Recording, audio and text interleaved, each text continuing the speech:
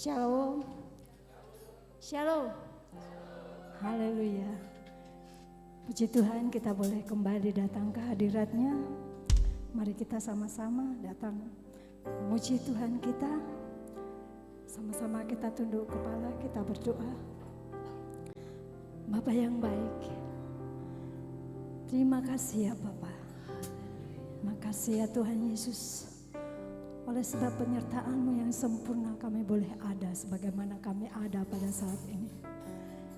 Makasih ya Tuhan. Kau izinkan kami menikmati hari-hari kami dengan penuh sukacita. Bahkan duka cita kami lewati dengan baik. Itu berkat kasih-Mu yang luar biasa. Makasih Yesus. Saat ini kami datang mengucapkan syukur kami atas kebaikan-Mu yang meliputi kehidupan kami. Makasih ya Tuhan Yesus. Seberapa kami yang ada pada saat ini datang hendak memuji, memuliakan nama-Mu, memuliakan nama Allah kami yang kudus, Tuhan kami Yesus Kristus, penebus dan juru selamat kami. Engkau ya Tuhan yang mengurapai setiap kami, agar setiap puji-pujian kami boleh layak dan menjadi dupa yang harum di hadapan-Mu. Berkati pujian kami, berkati setiap jemaat yang hadir, bahkan yang tidak hadir sekalipun, biar semuanya dalam pengurapan Tuhan. Makasih ya Bapa, terima kasih ya Tuhan Yesus. Haleluya, kami siapkan hati kami Tuhan, memuji, memuliakan nama.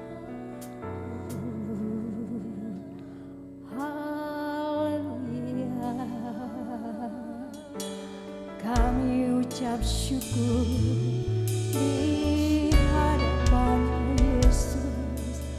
Terima kasih Tuhan. Oh, segala puji, segala sembah hanya bagi-Mu Tuhan.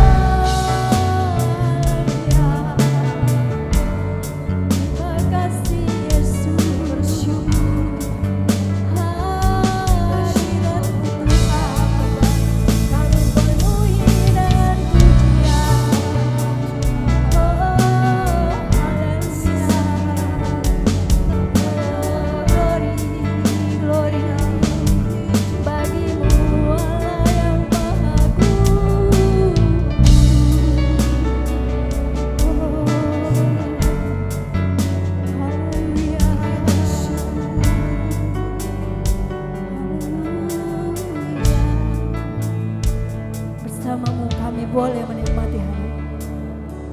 Bersama-sama kami puji, kami sembah Engkau Tuhan Yesus. Sebab oleh kebaikan-Mu begitu mempesona hati kami. Makasih ya Tuhan Yesus. Bawa naik pujian.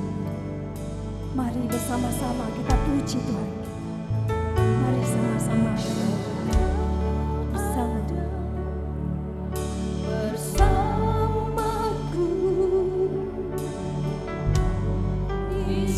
Musim hidupku tak pernah Kau biarkan ku sendiri.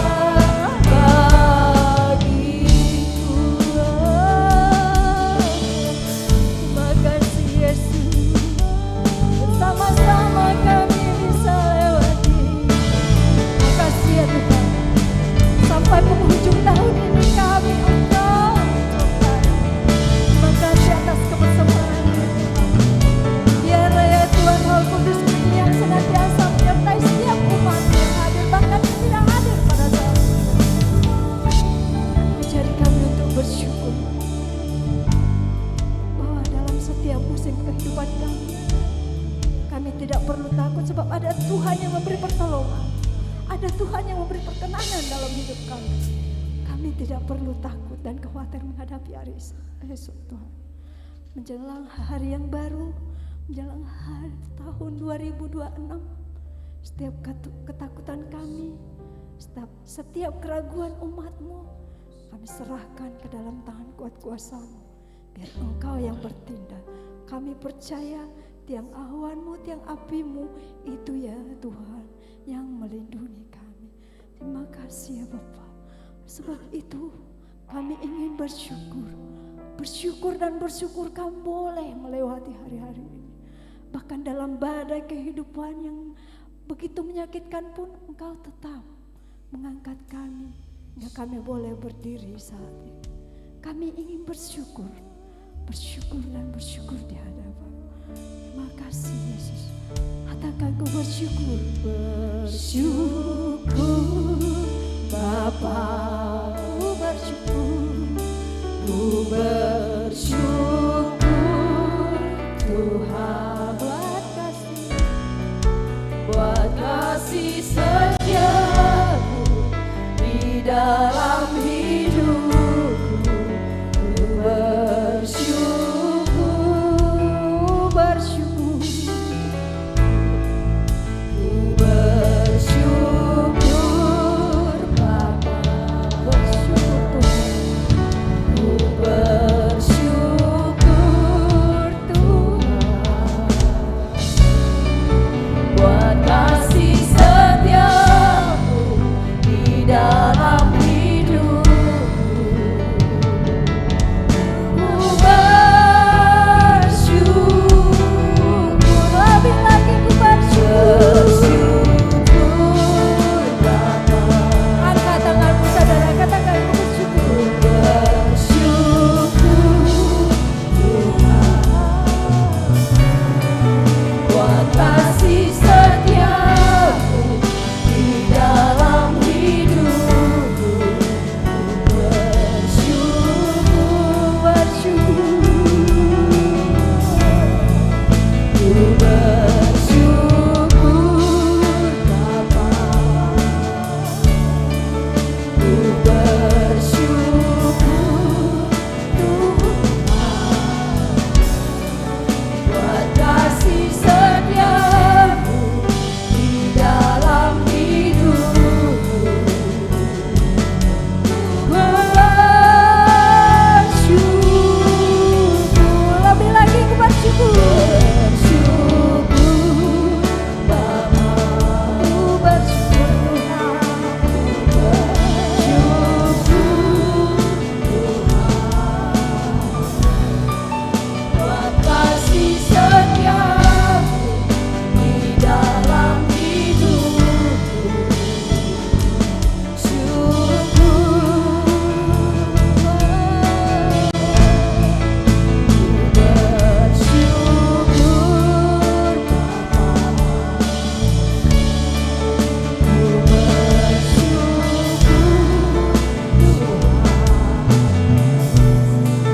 buat kasih setiamu di dalam hidupku.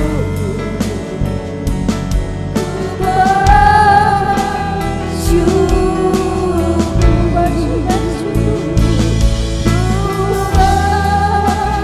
bersyukur. Sekali lagi dengan kebijakan katakan bersyukur.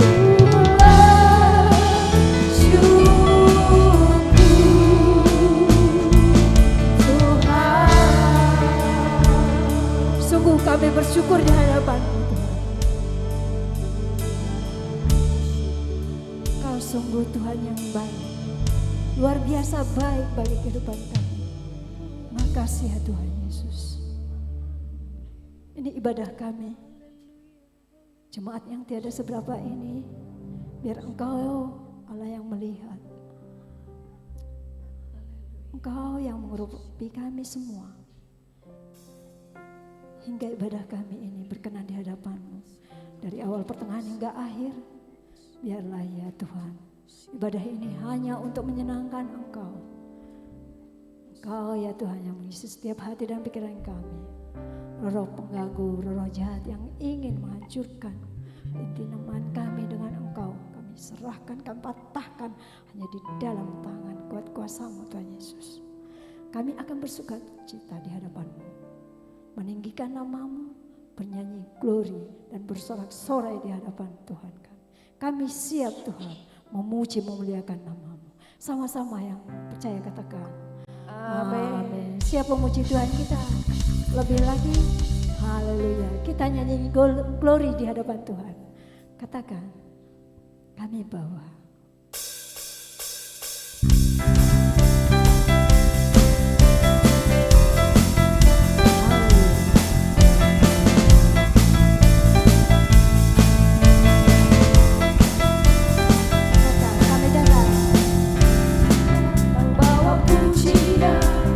Bersama memuji-Mu Tuhan, satukan suara dan nyanyikan sorak kemenangan. Kami datang bawa pujian, bersama memuji-Mu Tuhan, satukan suara dan nyanyikan sorak kemenangan. Lambaikan tanganmu, katakan glory.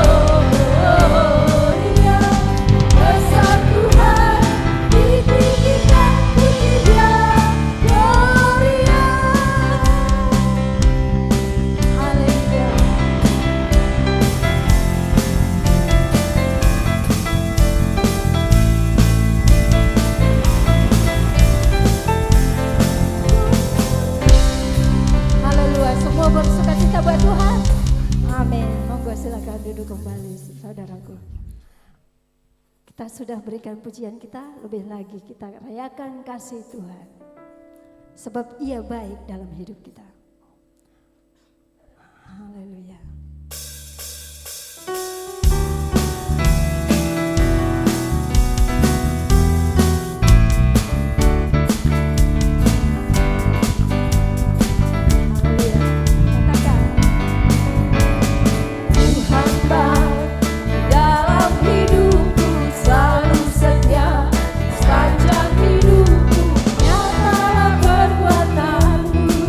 Kami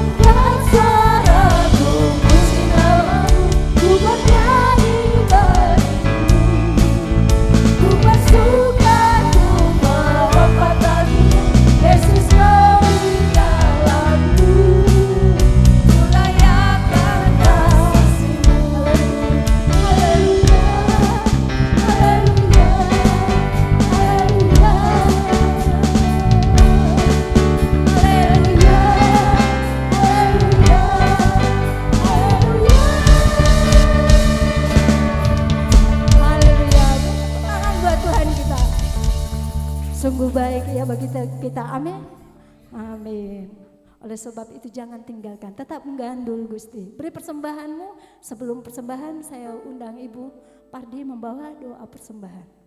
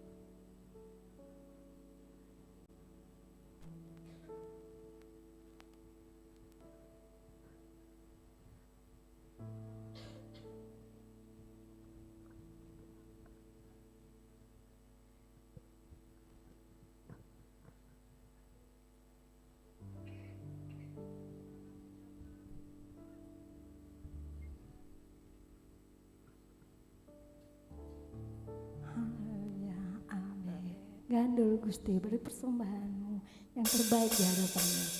Selamat menabung, Tuhan Yesus memberkati.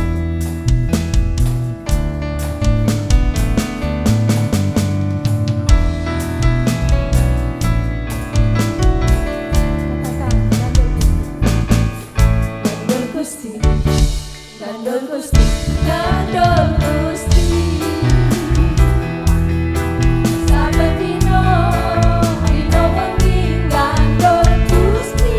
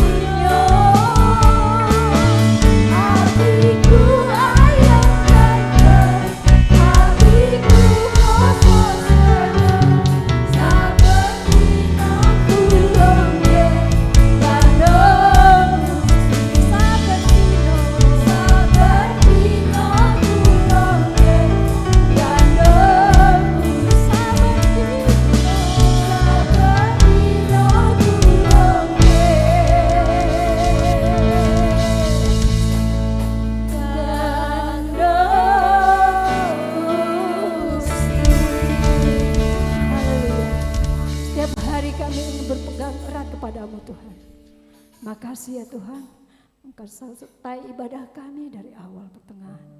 Dan saatnya kami akan mendengarkan firman-Mu. Kau penuhi hati dan pikiran kami dengan Roh Kudus-Mu. Kami siap Tuhan mendengarkan firman-Mu. Isi ya Tuhan hati kami.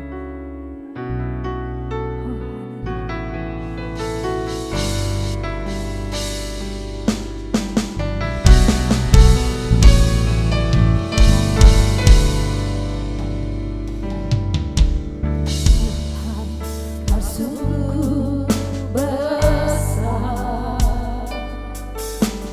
karya-Mu sungguh ajaib,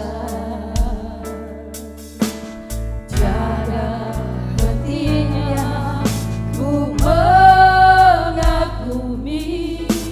sungguh Kau ajaib. Tuhan, Kau sungguh besar, karya-Mu sungguh ajaib, tiada hentinya ku mengagumi, sungguh Kau ajaib. Mari bersyukur di hadapan kita, sama-sama katakan. Ku mau selalu bersyukur kepadamu Tuhan, anugerah-Mu mempesonaku,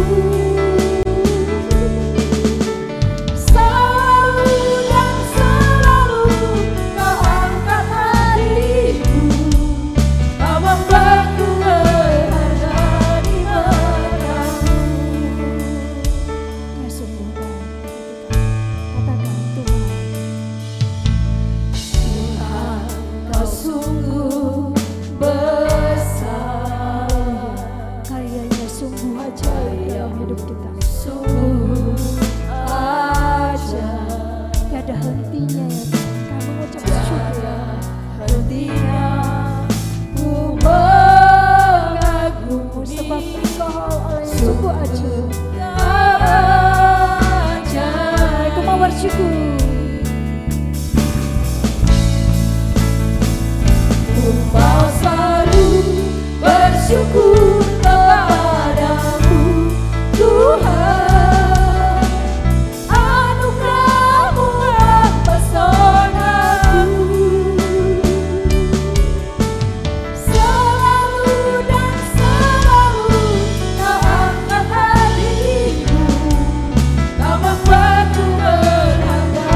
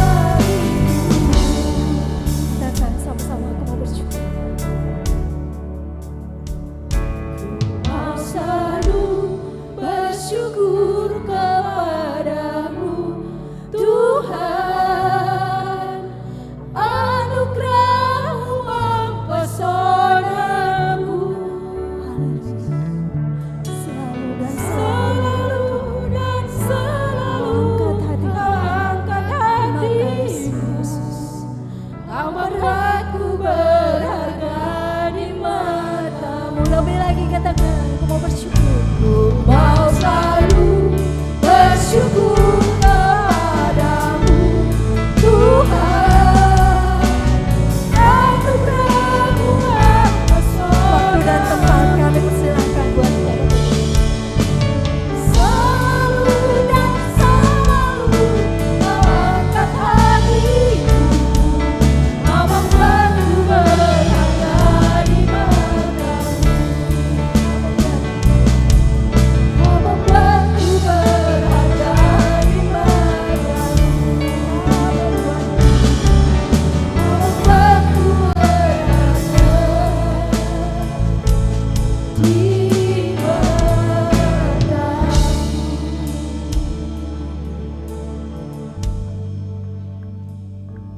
Sungguh kami terpesona Tuhan atas anugerah-Mu yang Kau berikan bagi kami di tengah-tengah ketidaklayakan kami karena dosa.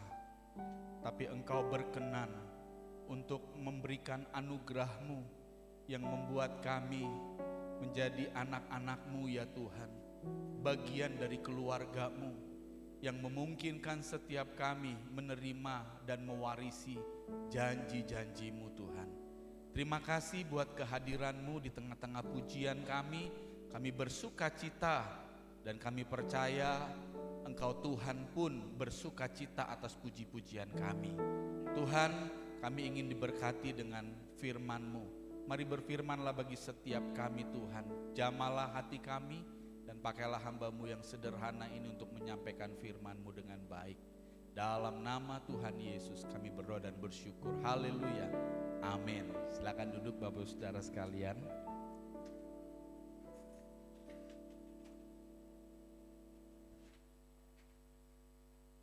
Shalom. Sugeng enjang poros derek. Engkang kaulo kasihi lan tresneni dalem nami asmonipun Gusti Yesus Kristus.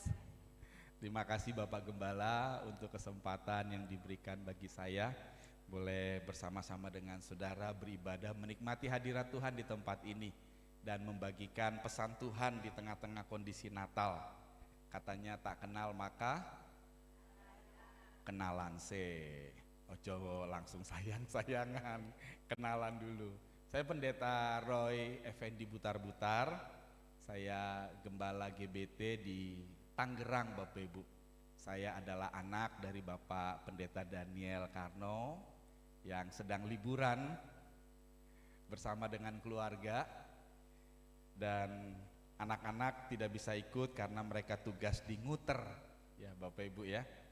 Dan puji Tuhan kalau tahun ini saya bisa hadir bersama-sama dengan saudara-saudara di tempat ini.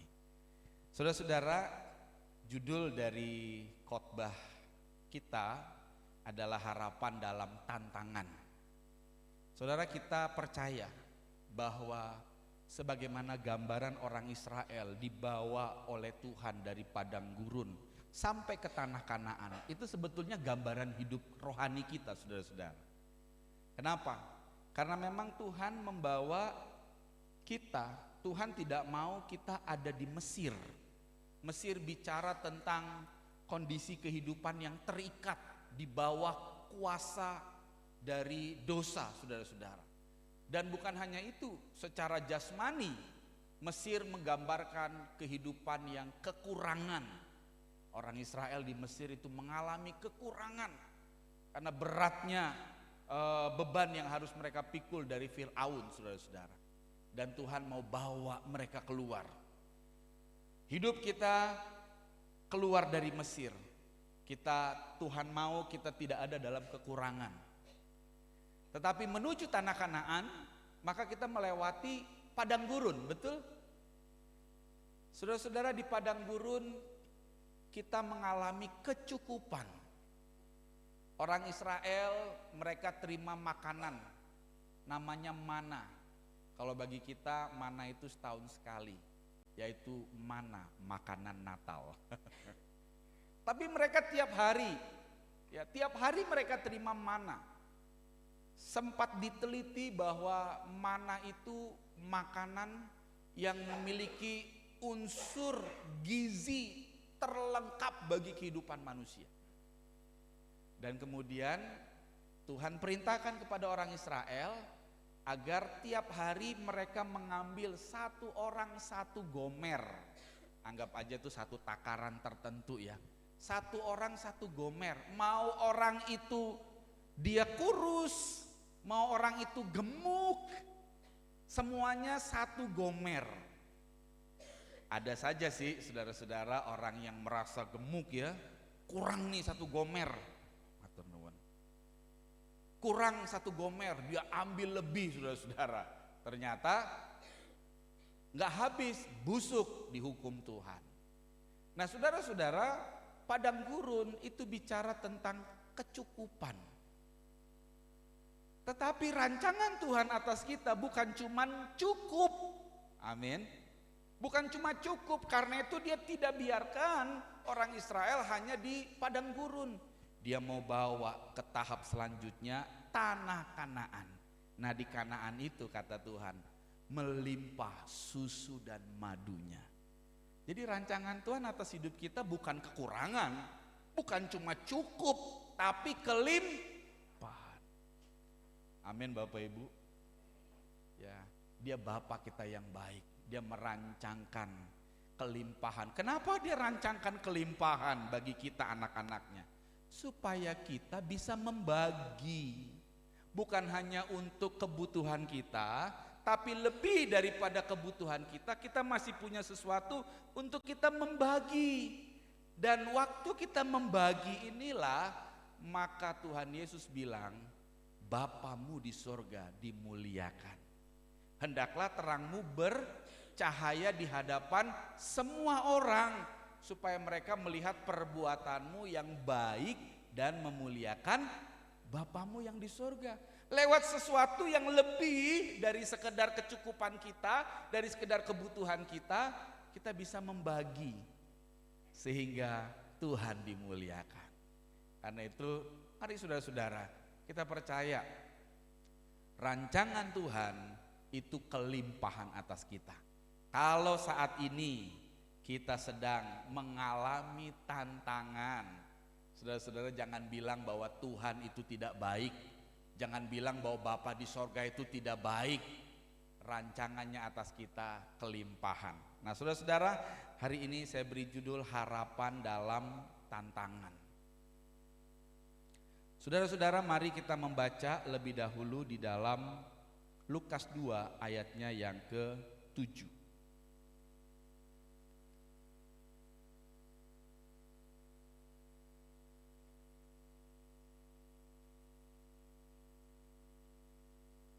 Sudah dapat saudara? Oke, kita baca sama-sama. 1, 2, 3. Dan dia melahirkan, lalu dibungkusnya dengan lampin dan dibaringkannya dalam palungan, karena tidak ada tempat bagi mereka di rumah penginapan. Saudara, ini masih kisah Natal. Bagaimana kita semua tahu bahwa pada waktu itu saudara-saudara, Kaisar Agustus, penguasa dunia, itu memerintahkan supaya setiap orang itu mendaftarkan dirinya di kampung halamannya masing-masing. Nah waktu itu termasuk Yusuf dan Maria. Sayangnya situasinya tidak tepat, bahwa Maria waktu itu sedang mengandung saudara-saudara. Dia mengandung dan kandungannya itu sudah tua dan akan segera melahirkan.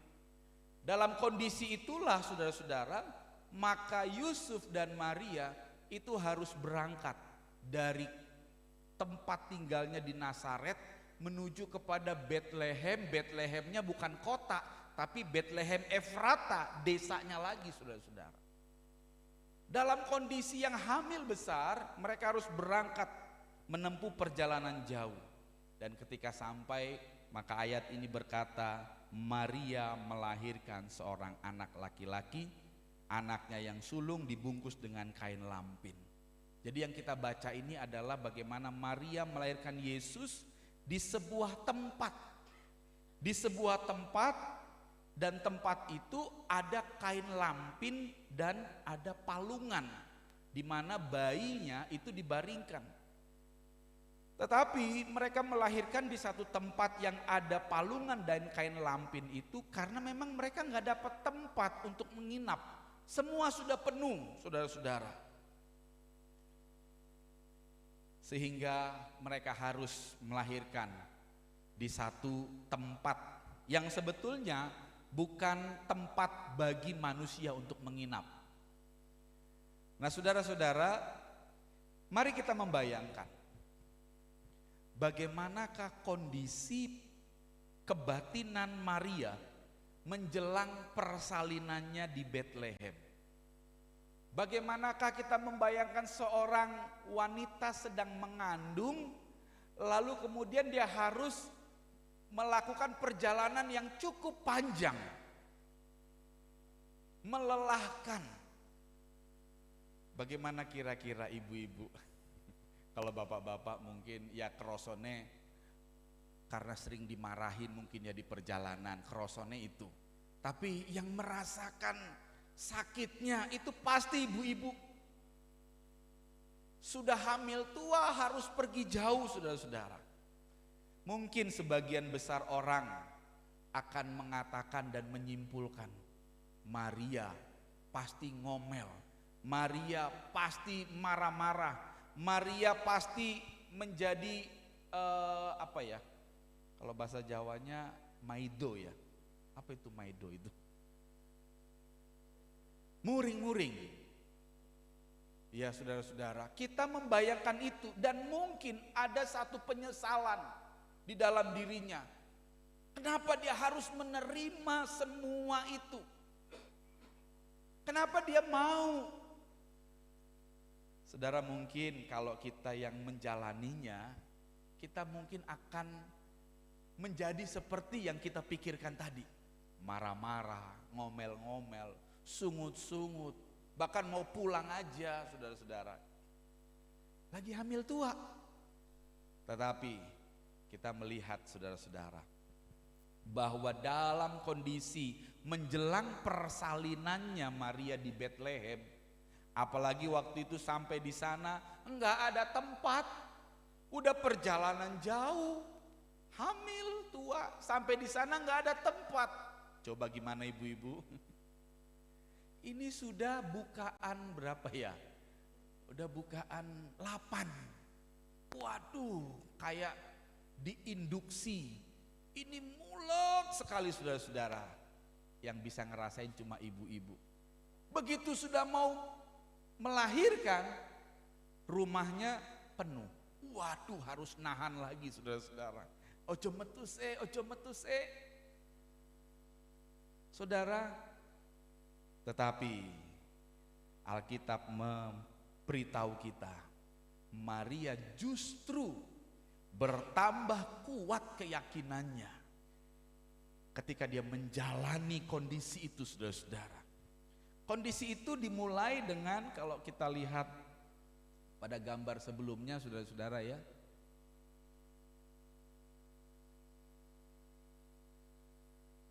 Iya. Kondisi itu sebetulnya dimulai dengan bagaimana Maria bertemu dengan malaikat Gabriel. Dan malaikat Gabriel memberitahu bahwa engkau akan mengandung dari Roh Kudus dan melahirkan. Di tengah-tengah kondisi dia masih anak gadis. Bagaimana dia membayangkan dia harus memikul satu rasa malu, aib. Gimana dia bisa hamil tanpa suami? Tapi itu pun dia bilang ke malaikat, aku ini hamba Tuhan, jadilah padaku menurut kehendakmu. Maria terima, saudara-saudara. Dia pikir akan lebih enak, ternyata harus menjalani perjalanan ke Betlehem. Waduh, saudara-saudara, sampai di Betlehem gak ada tempat. Waduh, udah malu nanggung aib, capek. Saudara-saudara, tapi gak begitu. Dalam menjalani itu semuanya, ternyata Maria bertambah kuat keyakinannya. Kepada siapa? Kepada janji Tuhan. Dalam kehamilannya yang sedang mengandung Yesus dari Roh Kudus. Justru kondisi-kondisi itu membuat dia tambah kuat. Dia tidak menyesali. Ya, dia tidak menyesali, dia nggak putus asa. Tapi dia tambah kuat, tambah yakin, benar ini ternyata. Ini benar ternyata. Nah, saudara, hari ini kita mau lihat buktinya. Apa toh buktinya? Saudara-saudara, sebelum kita lihat bukti, kita diberitahu dari pengalaman Maria. Dia memberi teladan kepada kita bahwa ternyata setiap kita mengalami tantangan-tantangan iman dalam hidup kita, entah itu penyakit, entah itu keuangan, entah itu hubungan keluarga, entah itu soal pekerjaan dan karir. Kita mengalami tantangan-tantangan itu. Sebagaimana orang Israel di padang gurun mengalami tantangan-tantangan iman, saudara-saudara.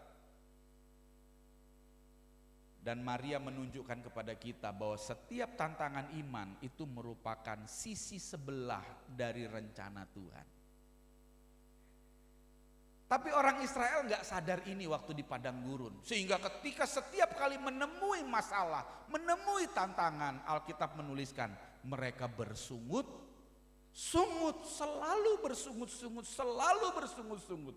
Sampai Musa harus marah, saudara-saudara. Padahal sebetulnya setiap tantangan kita, setiap persoalan kita, setiap sesuatu yang kita sudah kerjakan, aduh kok tiba-tiba gagal. Aduh kok tiba-tiba tertunda. Saudara-saudara, sebetulnya dalam setiap tantangan itu adalah sisi sebelah dari rencana Tuhan. Kita tinggal menunggu rencana Tuhan itu digenapi.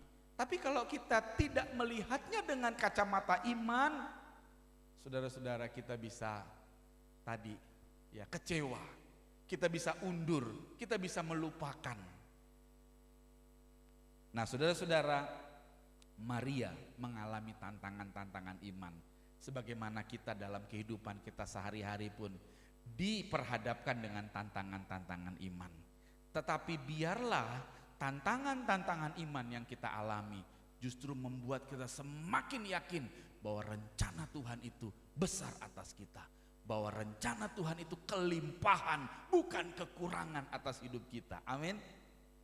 Hal itulah yang harus kita tanamkan dalam diri kita terus menerus. Nah, kita mau lihat saudara-saudara, apa sajakah tantangan-tantangan iman yang dialami oleh Maria. Tetapi Maria menghubungkannya dengan janji Tuhan. Saudara-saudara, yang pertama tantangannya dalam kisah ini, Maria harus melakukan perjalanan panjang, kurang lebih 150 kilometer. Dalam kondisi hamil tua, naik keledai. Kalau naik mobil sih masih enak ya, walaupun hamil tua. Ya. Tapi itu pun kalau di jalannya berbatu-batu, ngomel juga saudara-saudara. Tapi ini naik keledai 150 kilometer. Ya. Hamil tua. Inilah tantangannya saudara-saudara.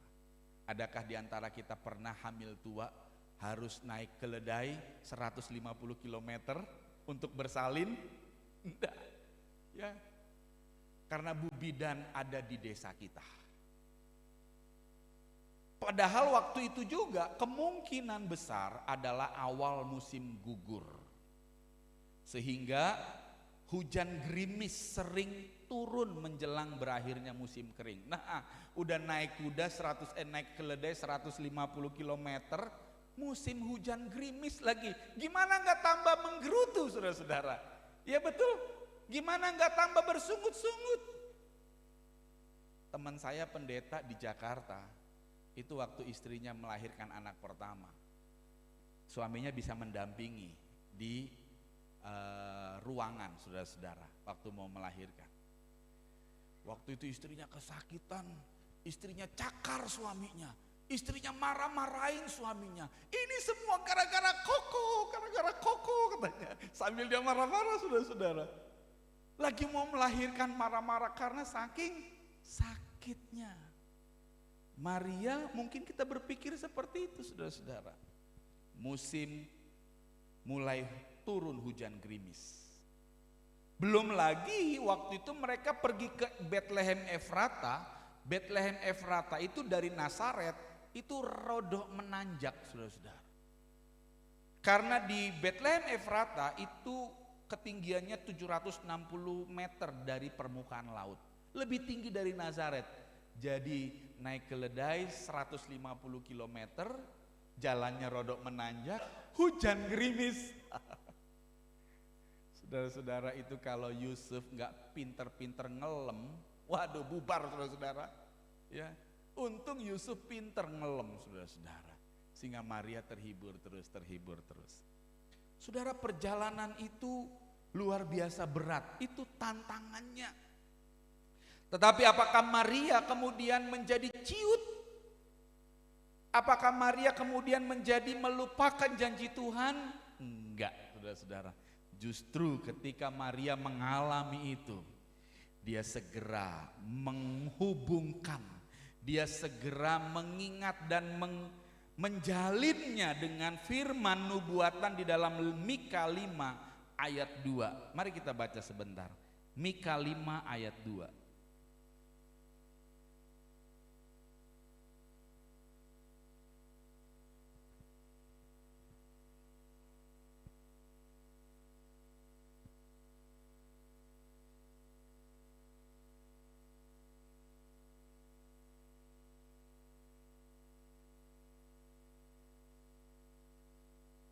Sebab itu ia akan membiarkan mereka sampai waktu perempuan yang akan melahirkan telah melahirkan.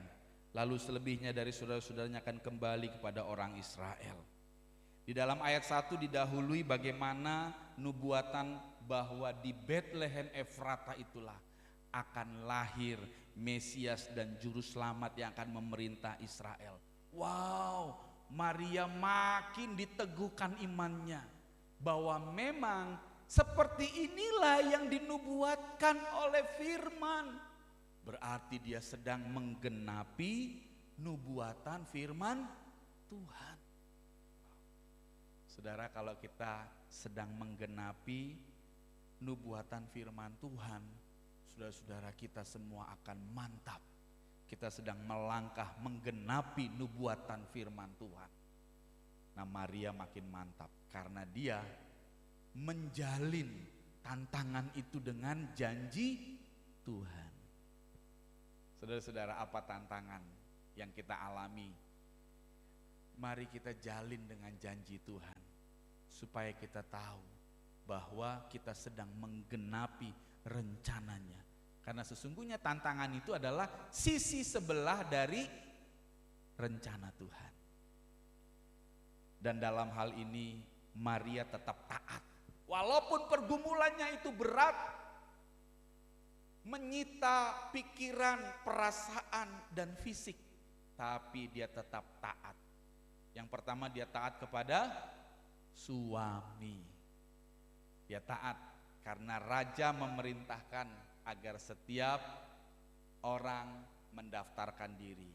Maka dia sebagai kepala keluarga memerintahkan, Maria, kamu memang sedang hamil tapi kita harus ke sana. Maria taat kepada suami. Wow, saudara-saudara, ya, teladan yang luar biasa agar setiap ibu-ibu pun bisa taat kepada suami-suaminya. Amin. Bukankah itu adalah perintah Tuhan kepada setiap istri? Hai istri, tanduk apa tunduk? Tunduklah kepada suamimu ketika suamimu gaji, nek ora gajian.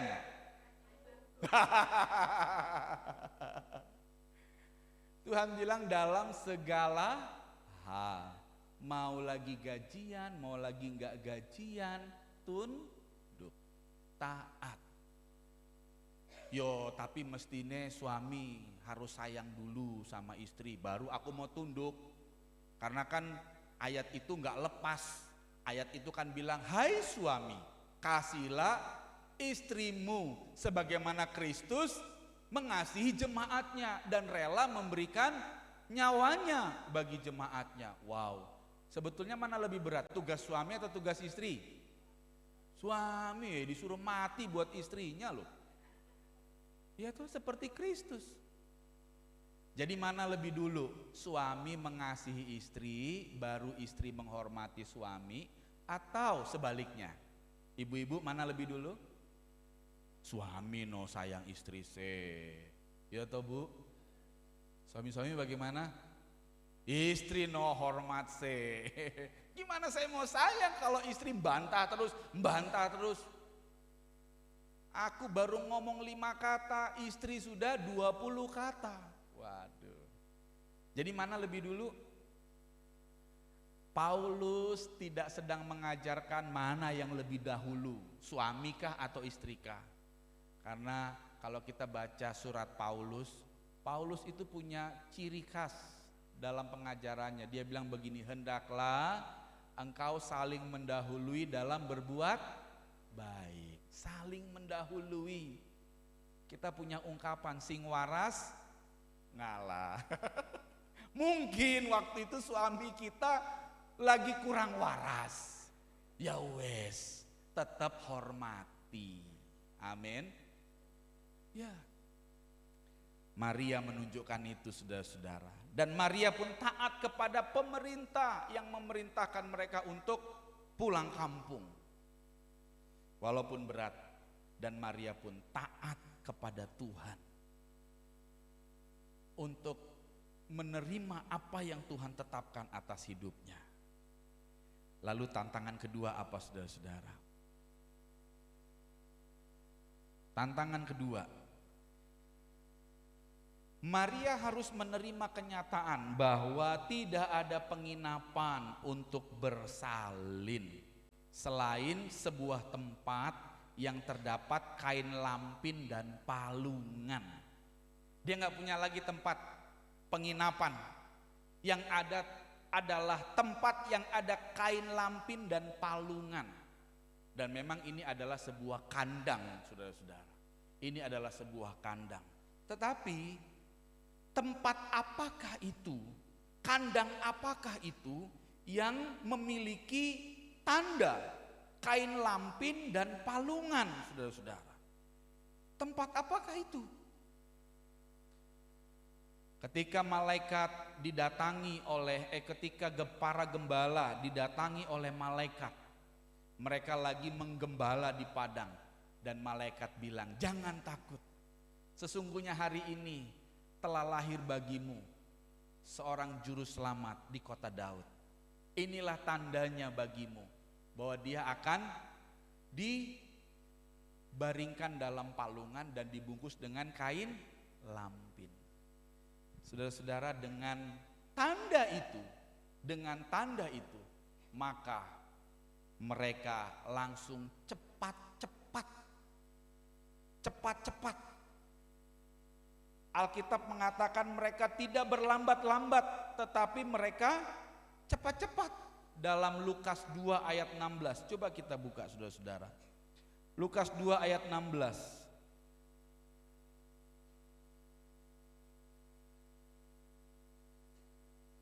Setelah gembala-gembala itu bertemu dengan malaikat, dalam ayat 16 Lukas mencatat, lalu mereka cepat-cepat berangkat dan menjumpai Maria dan Yusuf dan bayi itu yang sedang berbaring di dalam palungan.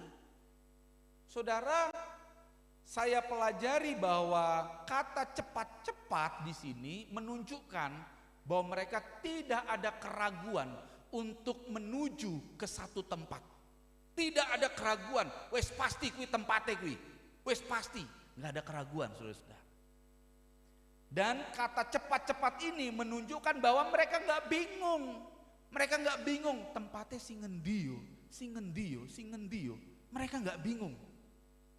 Dan cepat-cepat ini menunjukkan bahwa mereka tahu ada satu tanda yang langsung bisa diverifikasi bahwa itulah tempatnya. Makanya sekalipun waktu itu belum ada Google Map, belum ada Maria dan Yusuf, belum Sherlock, malaikat juga nggak kasih Sherlocknya, tapi mereka langsung sampai ke tempat yang dikasih tahu oleh malaikat. Tempat di mana ada kain lampin dan palungan. Kok iso langsung ngerti, saudara-saudara? Karena memang apa yang diberitahu oleh malaikat itu sangat berhubungan sekali dengan kehidupan mereka sebagai gembala. Dan tentu saudara-saudara, mereka ini bukan gembala sembarangan, tetapi gembala yang khusus, sehingga mereka tahu di mana tempat yang ada kain lampin dan palungan itu. Jadi saudara-saudara, tempat apakah itu di mana ada kain lampin dan juga ada palungannya? Tempat itu disebut Migdal Eder. Saudara, Migdal Eder ini adalah menara kawanan domba. Jadi saudara-saudara, orang Israel itu kan mereka punya tata ibadah mempersembahkan kurban, khususnya di hari-hari raya. Nah, kurban-kurban yang dipersembahkan di hari-hari raya itu adalah kurban-kurban khusus yang dipelihara oleh imam-imam dalam satu tempat khusus, dalam satu ladang penggembalaan khusus. Karena domba-domba yang harus disembelih pada hari raya itu haruslah domba-domba yang tidak bercacat, haruslah domba-domba yang bagus. Maka itu para imam itu mengkhususkan satu areal penggembalaan, dan di areal itu ada satu menara namanya Migdal Eder, menara tempat bagi orang untuk mengawasi pada zaman kuno, mengawasi para gembala, dan juga itu sebagai tempat perlindungan dari ancaman para musuh dan binatang buas. Migdal Eder itu adalah tempat di mana kemudian ketika ada domba-domba yang beranak, maka beranaknya di sana, saudara-saudara, di dalam menara Migdal Eder itu. Domba-domba itulah yang ditetapkan sebagai kurban di bait suci untuk dikurbankan setiap hari raya, saudara-saudara. Jadi Yesus itu tidak lahir di kandang yang bau, becek, nggak ada ojek. Yesus nggak lahir di kandang sembarangan, saudara-saudara. Dia lahir di sebuah kandang khusus, kandang yang di dalamnya ada satu nubuatan penggenapan terhadap Yesus nantinya, saudara-saudara. Di Migdal Eder inilah Yusuf dan Maria harus, karena nggak ada penginapan, mereka harus pergi ke sana, saudara-saudara.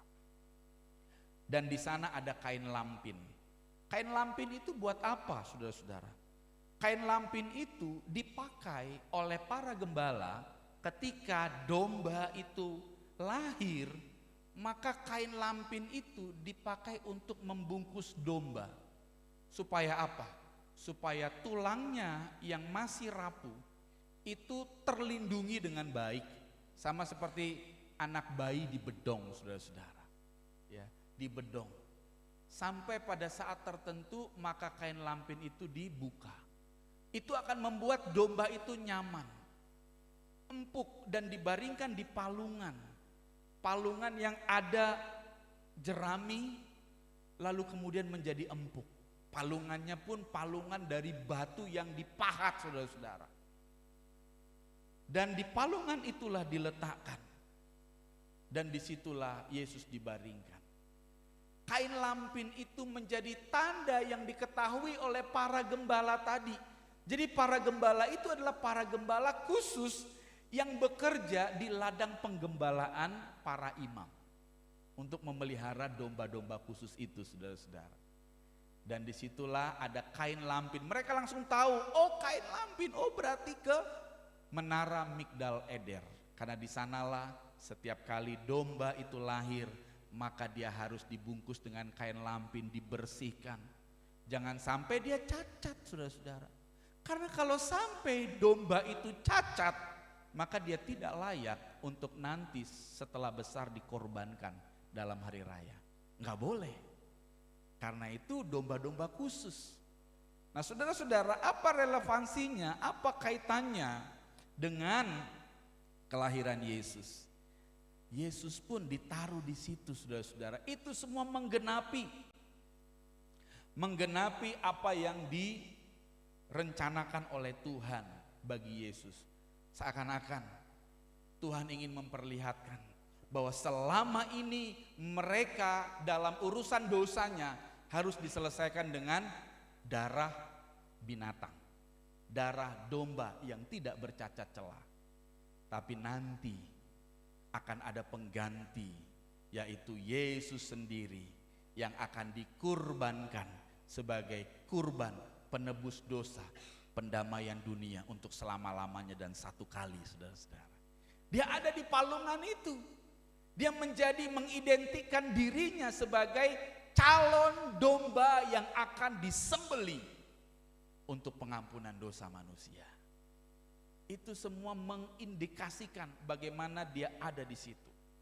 Saudara-saudara, para gembala itu mereka langsung dapat tanda. Tuhan itu tidak memberi tanda yang rumit, tetapi tanda yang hanya bisa dibaca oleh mereka yang berjaga. Gembala-gembala itu sangat familiar sekali dengan tanda itu, kain lampin dan palungan. Oh, di menara itu. Jadi mereka langsung cepat-cepat, tanpa keraguan, tanpa kebingungan, mereka langsung tiba di tempat itu, saudara-saudara. Jadi Tuhan tidak memberi tanda yang rumit, tetapi tanda yang relevan dan berhubungan dengan hidup kita.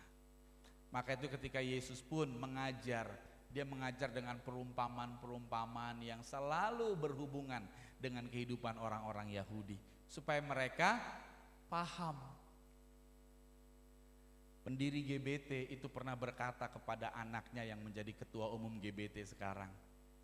Bapaknya itu pernah bilang begini, kowe nek ngekei kambing makan, ojo tuwur-tuwur. Ngasih makan kambing itu jangan tinggi-tinggi, nanti dia tidak bisa makan. Kasih yang rendah, betul Bapak Ibu? Kasih yang rendah. Dan itu yang dilakukan oleh Yesus. Yesus selalu memberitakan pengajarannya untuk sesuatu yang sangat relate, berhubungan sekali dengan kehidupan mereka sebagai orang-orang Yahudi. Natal mengajarkan kepada kita bahwa harapan itu tidak datang lewat istana seperti dari Herodes, tetapi Natal, harapan itu datang lewat tanda sederhana, dan tanda sederhana itu hanya bisa dipahami oleh setiap hati yang setia berjaga. Sebagaimana gembala, mereka selalu setia berjaga di tengah kegelapan malam. Mereka berjaga di situ, saudara-saudara. Dan kalau kehidupan rohani kita pun adalah kehidupan orang-orang yang selalu hatinya berjaga. Berjaga atas dosa, berjaga atas janji Tuhan. Kita berjaga-jaga, maka tanda itu pun akan diberikan kepada kita, saudara-saudara. Dalam tantangan yang kedua ini, Maria itu menghubungkan tempat persalinannya di kandang tadi dengan keberadaan Yesus yang kelak akan menjadi anak domba yang dipersembahkan untuk pendamaian dunia. Di tengah-tengah tantangan dia sudah mau lahiran, udah bukaan 9, masih harus disuruh jalan lagi karena tidak ada tempat.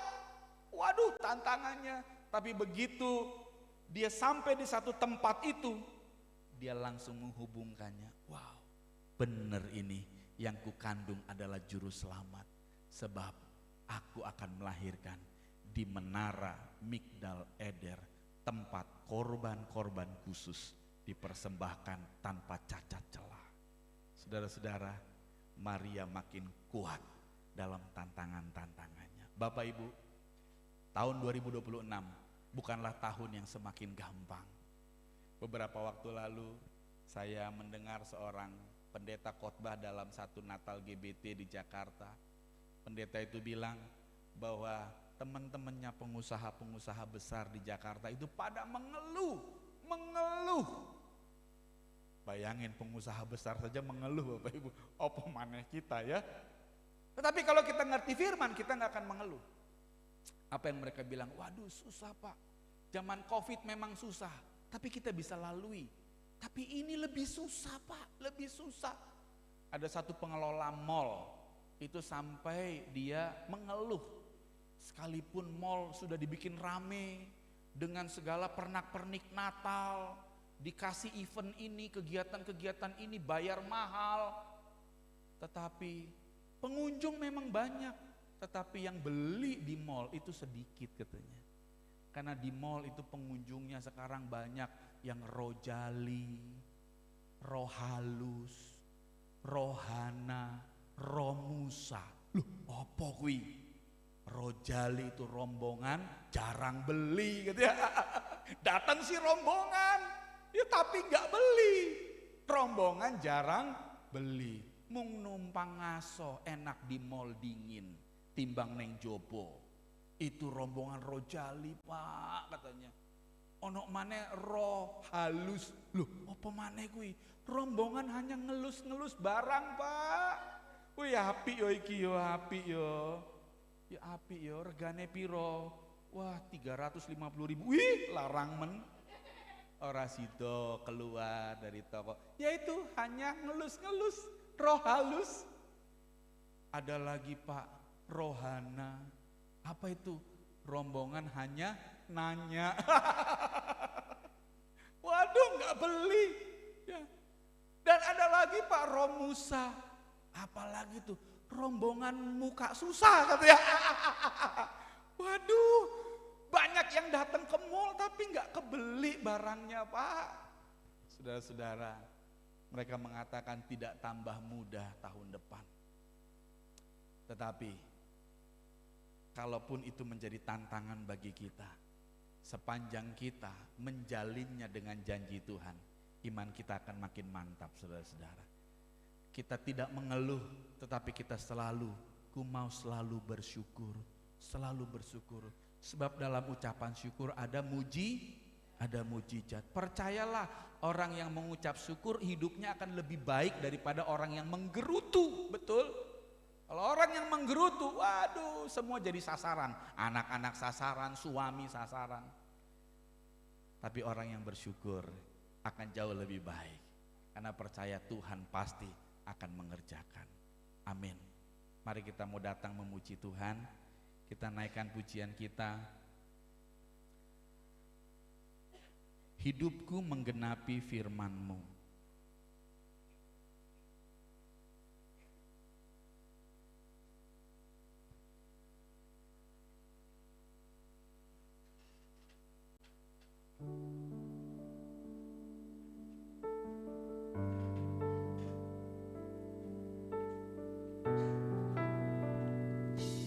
Terima kasih Tuhan.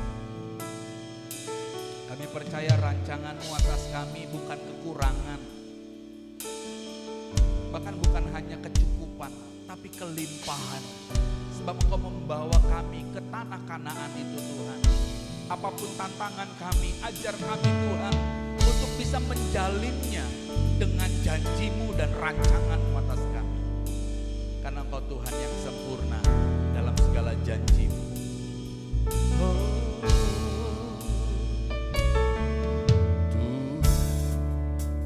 sempurna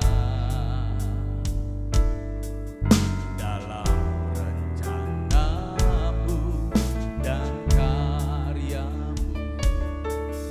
Ku serahkan hidupku, murnikan dengan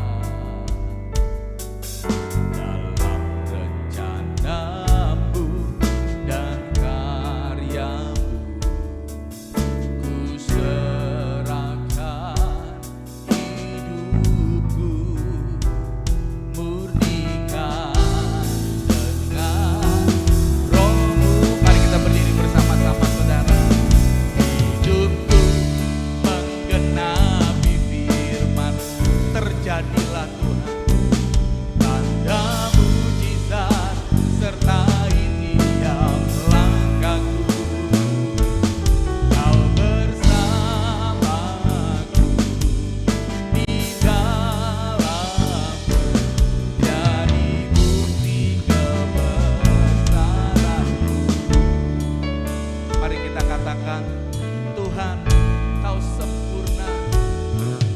Tuhan Kau sempurna. Amin, amin.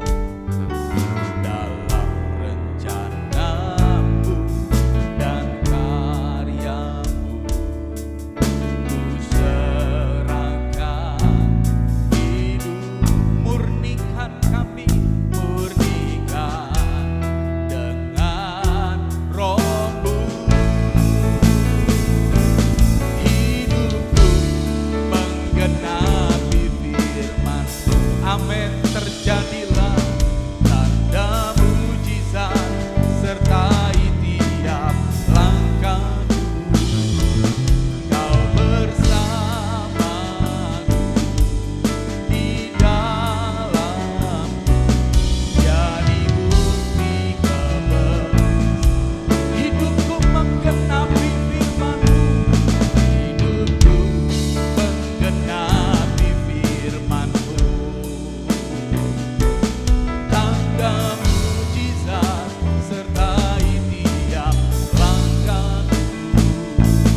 Kau bersama di dalamku, di dalam, jadi bukti kebesaran.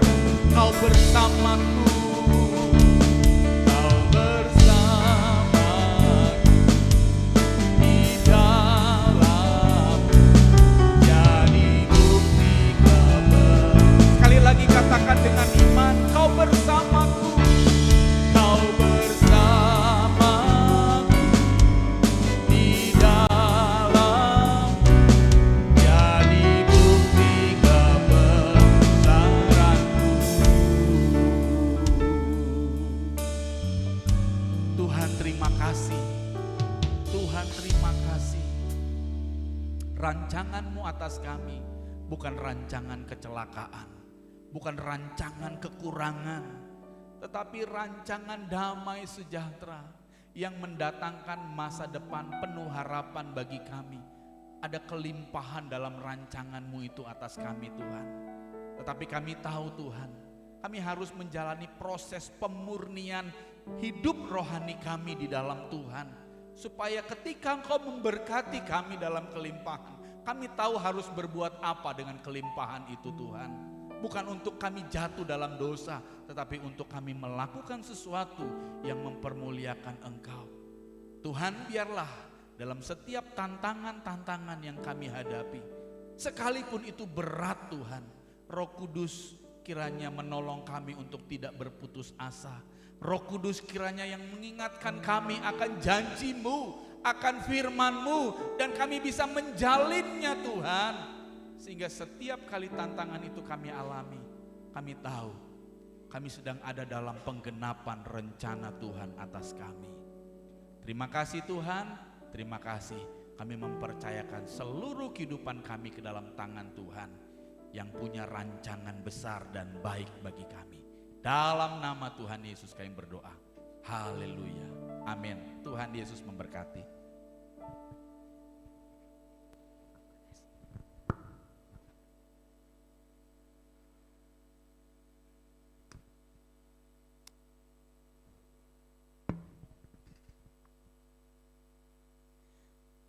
Baik, terima kasih Pak Roy atas pelayanannya. Tempat ini jauh saya. Beliau ini juga saat ini sebagai sekretaris umum ya Sekum GBT ya. Jadi kalau mau ngundang beliau ini rodok prosedurnya itu rodok susah ya. Ya. Saudara, waktu saya ada pelantikan di sini kan alamat yang apa namanya SK-nya kan salah. Saya mau nembusi beliau itu mesti lewat Sekwil dulu, saudara. Sekwil baru teruskan ke Sekumnya. Ya, jadi rodok pakai prosedur-prosedur gitu. Nah, sekarang enggak usah pakai prosedur ngundang beliau, saudara.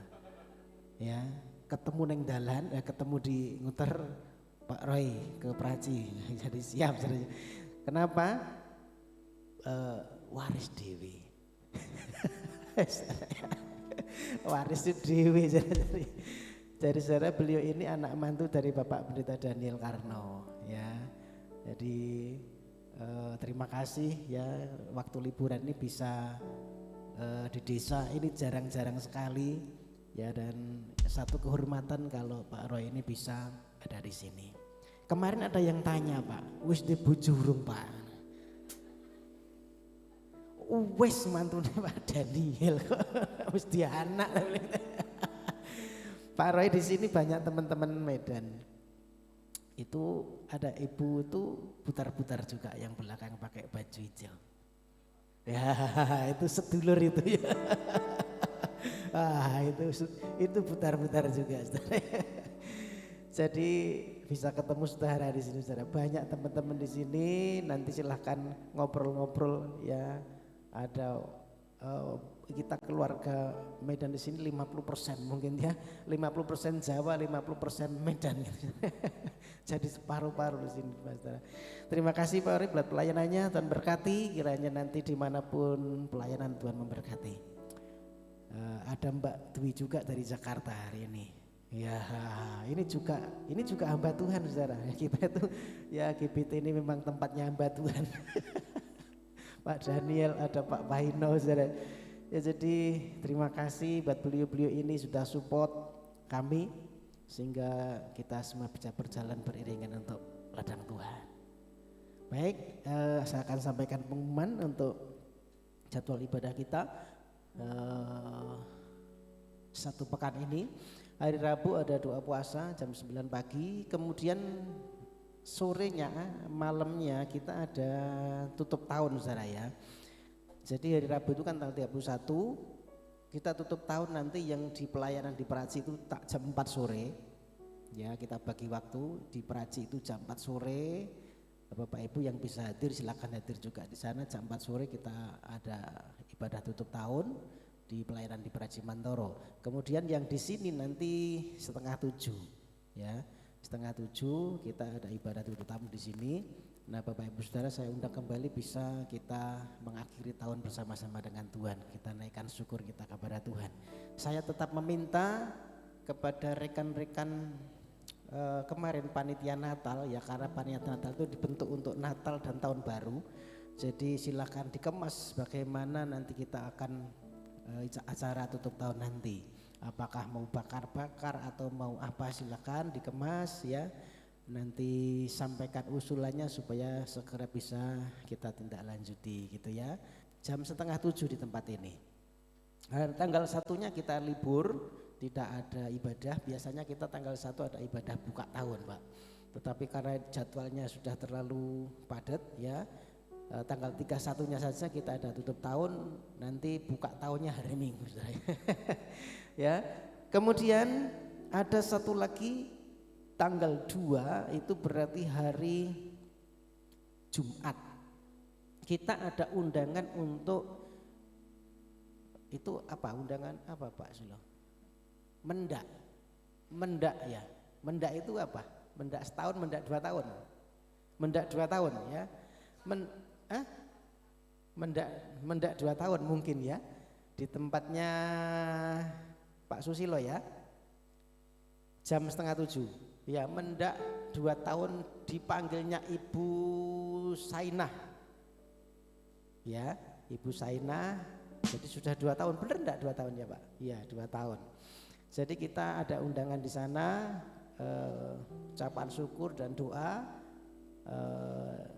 atas dipanggilnya Ibu Sainah selama sudah 2 tahun, tetapi keluarga tetap dipelihara Tuhan, dicukupi Tuhan ya, disertai Tuhan. Itu kemudian ada Jumat ceria jam 4 sore. Anak-anak sekolah minggu silakan diantar, kita bekali dengan kebenaran firman Tuhan. Hari Sabtu ada ibadah muda remaja jam 6 sore di tempat ini. Yang muda remaja silakan berkomunitas dengan tepat. Dan saya mengundang kembali Bapak Ibu Saudara, hari Minggu kita ada ibadah umum di tempat ini jam 9 pagi. Silakan datang bersama keluarga, anak istri, kenalan ya, semua ya, diajak untuk kita bisa bersama-sama beribadah hari Minggu jam 9. Sore hari di pelayanan di Peraji jam setengah 7 kita juga ada pelayanan di Peraji Mantoro. Itu yang boleh saya sampaikan, biarlah pengumuman ini boleh menjadi perhatian kita. Dan selanjutnya kita akan akhiri ibadah pagi hari ini. Saya mohon dengan hormat Bapak Pendeta Daniel Karno untuk bisa menutup rangkaian ibadah kita pada pagi hari ini. Kita naikkan satu pujian.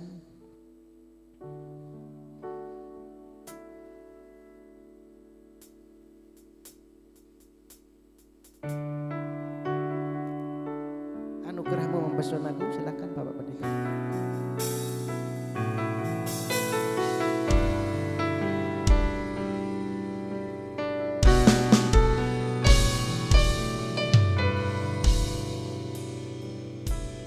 Kita sama-sama menghampiri tahta kasih karunia Tuhan.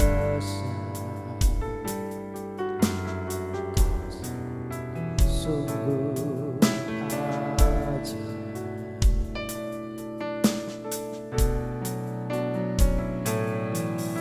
ku mengagumi Kau ajaib, ku mau bersyukur, ku mau selalu bersyukur kepadamu Tuhan. anugerahmu mempesonaku, selalu dan selalu kau angkat hatiku, kau membuatku berharga di matamu. Ku mau selalu bersyukur kepadamu Tuhan. Anugerahmu mempesonaku, selalu dan selalu kau angkat hatiku, Kau membuatku berharga di matamu. Kau membuatku berharga di matamu. Kau membuatku berharga. Kau membuatku berharga di matamu.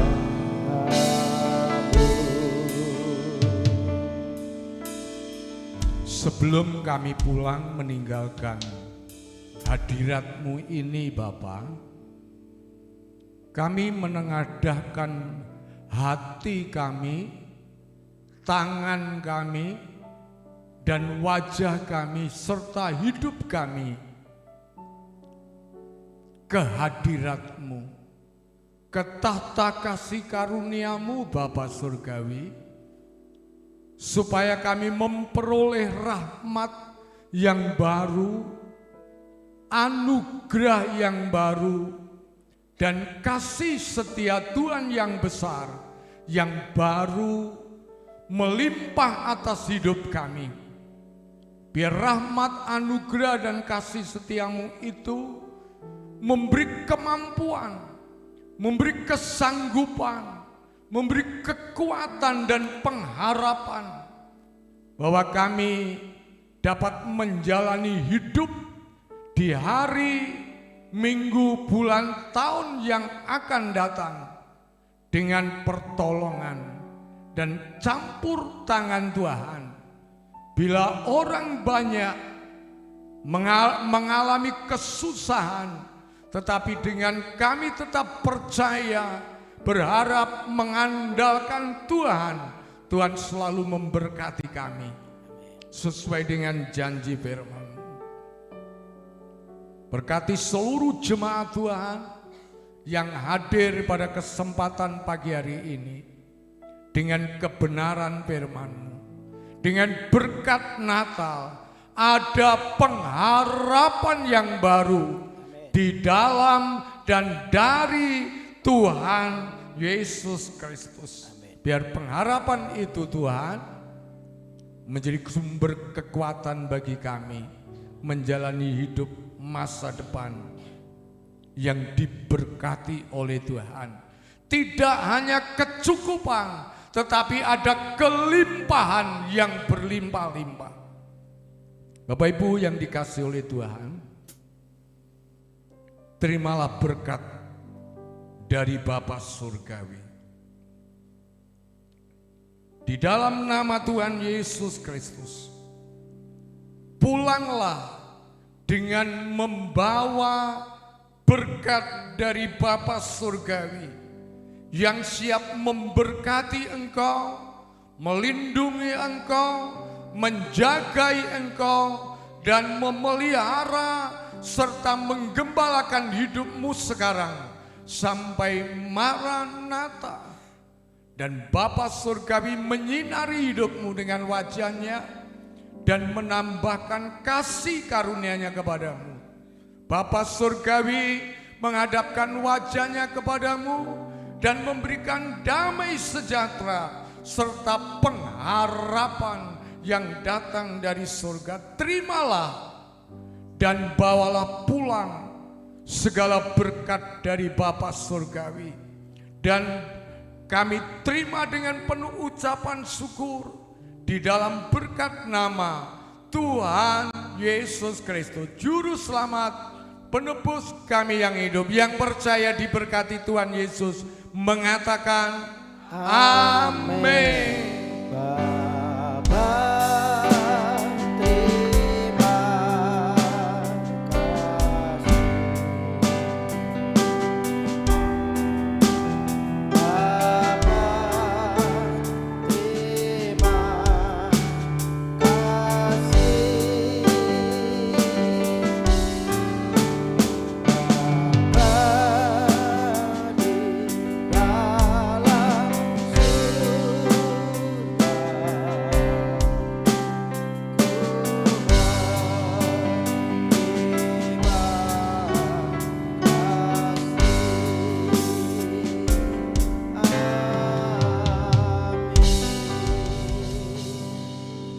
selamat pulang, Tuhan Yesus memberkati.